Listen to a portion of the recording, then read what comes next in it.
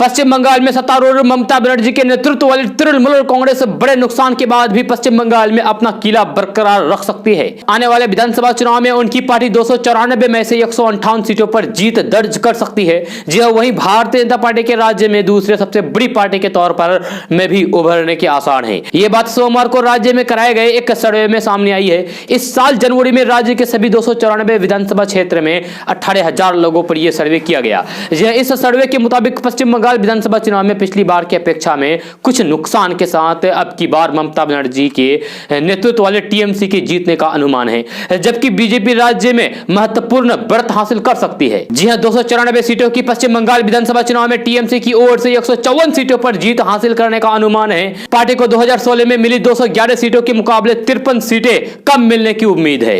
जी हां, बीजेपी राज्य में दूसरी सबसे बड़ी पार्टी के रूप में उभर रही है। इस चुनाव में बीजेपी सरकार बनाती बेशक न दिखाई दे रही हो, लेकिन वह पिछली बार की 3 सीटों के मुकाबले आने वाले विधानसभा चुनाव में 102 सीटें जीत सकती है। जी हां, बीजेपी राज्य में अपने पिछले प्रदर्शन से ऐतिहासिक रूप से 99 सीटें ज्यादा जीत सकती है। इस बात की भी संभावना है कि कांग्रेस और वामपंथी दल एक बार फिर से राज्य में अपनी जमीन बचाने में कामयाब रहने वाले हैं, क्योंकि 2016 के विधानसभा चुनाव में उन्हें मिली 76 सीटों की तुलना में इस बार उन्हें महज 30 सीटें मिलने की उम्मीद है।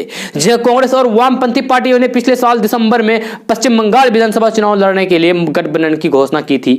सर्वे में भविष्यवाणी की गई है कि अन्य दल राज्य में 4 सीटें जीत सकते हैं। सर्वे में बताया गया है कि 2016 के विधानसभा चुनाव में टीएमसी को 44.9% वोट शेयर मिला था, जबकि इस बार उसके वोट शेयर में सेंध लगेगी, क्योंकि इस बार उसे 43% वोट शेयर मिलने की उम्मीद है। जी हां, पार्टी को आगामी चुनाव में 1.9% वोट शेयर गंवाना पड़ सकता है।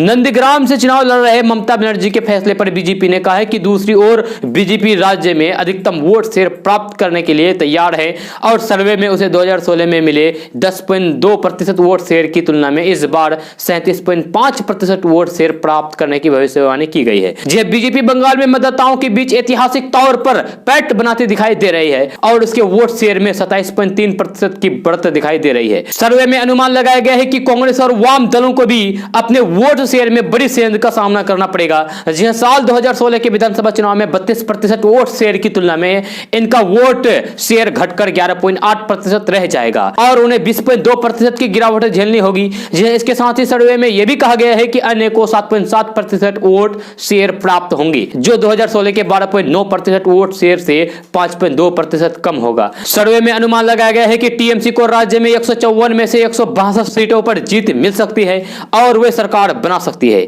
वहीं बीजेपी को 98 से 106 सीटें मिलने की संभावना है। जी हां, सर्वे में सामने आया है कि कांग्रेस और वाम दल राज्य में 26 से 34 सीटें जीत सकते हैं, जबकि अन्य के खाते में 2 से 6 सीटें जा सकती है। बीजेपी ने कई मौकों पर कहा है कि वह राज्य में लगभग 200 सीटों पर जीत दर्ज करेगी।